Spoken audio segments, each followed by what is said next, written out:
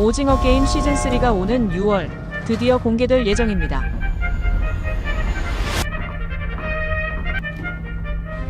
시즌1에서 전 세계를 충격과 공포에 몰아넣은 이 드라마는 단순한 생존 게임을 넘어 현대사회를 정조준하는 비판으로 회자돼 왔죠.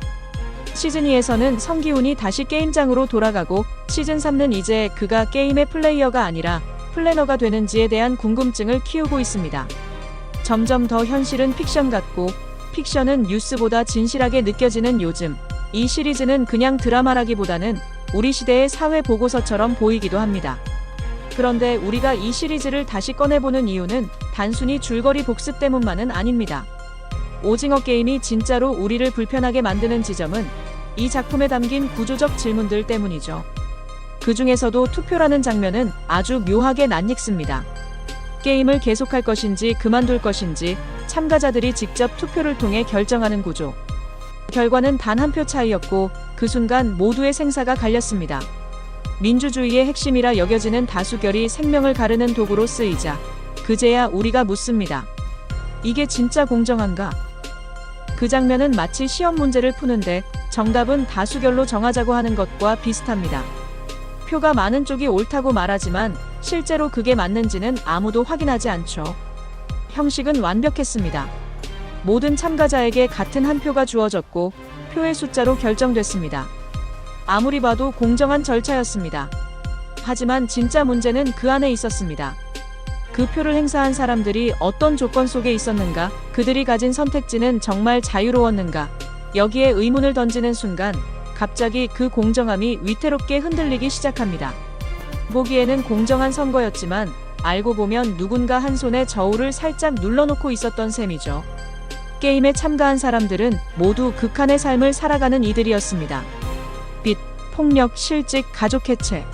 현실에서 더는 설 자리가 없던 사람들. 이들에게 게임에 참여할 것인가라는 질문은 사실상 밖에서 굶을래, 안에서 맞을래? 와 크게 다르지 않았습니다. 그런데 그걸 자유로운 선택이라고 부르다니요. 마치 탈출구 두 개 중에 하나를 고르라는데 하나는 불길이고 하나는 지뢰 받친 셈입니다. 어디로 나가도 뜨겁긴 매 한 가지. 이 장면이 우리를 불편하게 만드는 이유는 이것이 단순한 픽션이 아니기 때문입니다. 우리는 현실에서도 수없이 투표를 하고 다수결에 따르며 그 결과를 받아들이며 살아갑니다. 하지만 그 선택이 만들어지는 과정은 항상 평등할까요? 모두가 같은 조건에서 같은 정보를 가지고 같은 자유 속에서 표를 던지고 있을까요? 현실에서는 특정 후보가 당선되면 내가 원하지 않아도 그 정부가 추진하는 세금 정책, 재개발, 임대료 인상 같은 일들이 내 삶에 직접 영향을 미치게 됩니다. 심지어 어떤 경우에는 내가 수십 년 살아온 동네에서 쫓겨나야 하는 일도 벌어지죠. 이런 구조에서 모두의 선택이라는 말이 얼마나 공정하게 들릴 수 있을까요? 자유에 대해서도 다시 생각하게 됩니다. 우리는 흔히 자유를 선택할 수 있는 권리라고 믿습니다. 하지만 진짜 자유는 단순히 고를 수 있는 게 있다고 해서 생기지 않습니다. 그 선택지가 어떤 의미를 가지는지, 어떤 결과를 낳는지까지 봐야 진짜 자유에 다가갈 수 있습니다. 예를 들어 두 개의 문 중 하나를 고르라고 하는데 한쪽은 어디로 이어질지 알 수 없고 다른 쪽은 이미 위험하다고 알려져 있다면 그건 선택이라기보다 그냥 덜 위험해 보이는 길을 택할 수밖에 없는 상황이죠. 오징어 게임은 이 점을 교묘하게 파고듭니다. 선택할 수 있다고 해서 자유로운 건 아니라는 사실을 참가자들의 절망 속 선택으로 보여주죠. 그들은 현실의 큰 장벽과 낭떠러지를 맛본 후 스스로 게임장으로 들어온 사람들입니다. 누군가는 자발적인 결정이네라고 말하지만 사실 그건 자발적이라기보단 세상에 밀려온 반사신경에 가깝습니다. 다시 투표 장면으로 돌아가 봅니다. 단 한 표. 그 한 표 차이로 생사와 상금이 엇갈리고 그 결정에 동의하지 않은 사람들조차 강제로 따라야 합니다. 절차는 공정했지만 결과는 누군가에게 치명적일 수 있죠. 이 장면은 단순히 게임의 규칙이 아니라 현대 민주주의 사회가 가진 구조적 약점을 적나라하게 드러냅니다. 절차는 공정해 보이지만 그 결정이 이루어지는 환경이나 그 안에 놓인 사람들의 출발선이 이미 다르다는 것. 그리고 그 결과가 누군가에게 치명적인 불이익이 된다면 그 결정은 과연 정의롭다고 말할 수 있는가 하는 문제. 오징어 게임은 이 질문을 우리 눈앞에 아주 잔인한 방식으로 던집니다. 투표로 결정했다는 말 한마디로 모든 책임을 개인에게 돌리는 구조. 시즌2는 이 구조를 더 깊게 파고듭니다. 게임을 운영하는 자들의 논리, 내부 균열, 그리고 그 시스템을 무너뜨리려는 성기훈의 선택.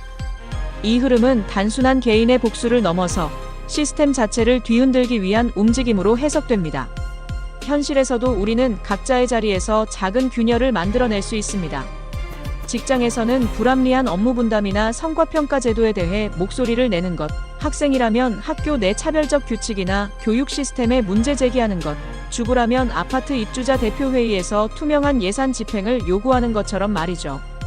각자의 일상 안에서 이건 이상하다고 말할 수 있는 용기, 그리고 행동으로 옮기는 실천이야말로 구조를 바꾸는 첫걸음이 될 수 있습니다. 거대한 시스템은 거대한 사람이 아니라 평범한 사람들의 작은 움직임에서부터 흔들리기 시작하니까요. 그리고 여기서 진짜 자유란 더 이상 어느 쪽을 고를까의 문제가 아니라 왜 이 둘밖에 없지? 를 묻는 데서 시작된다는 사실을 드러냅니다. 우리는 종종 선택지를 받으면 자유롭다고 착각합니다. 하지만 선택이라는 것은 그 자체로 자유가 아니라 자유의 한 형태일 뿐입니다. 진정한 자유는 선택지를 넘어서 그 구조 자체를 바꿀 수 있는 힘에서 비롯됩니다. 즉, 주어진 규칙을 따르지 않고 그 규칙이 만들어진 이유를 의심하고 필요하다면 다시 설계할 수 있는 조건이 보장될 때 우리는 비로소 자유롭다고 말할 수 있습니다. 이 중에 고르세요라는 말이 때로는 당신은 구조 바깥에 접근할 수 없습니다라는 선언일 수도 있습니다. 우리가 자유롭다고 느끼는 순간에도 누군가는 그 틀을 설계하고 있다는 사실을 잊지 않아야 합니다. 오징어 게임 속 VIP들이 내부 감시 화면을 통해 게임을 구경하는 장면을 떠올려보면 더욱 명확해집니다. 그들은 규칙을 만들고 참가자들의 생사마저 구경거리로 소비합니다. 이 구조 안에서 선택하는 사람들은 스스로 결정한다고 믿지만 사실은 설계된 틀 안에서 움직이는 존재일 뿐입니다. 우리가 사회 속에서 느끼는 자유 역시 그 틀 바깥을 보지 못하면 결국 누군가가 설계한 무대 위에서 걷고 있는 것과 다르지 않습니다.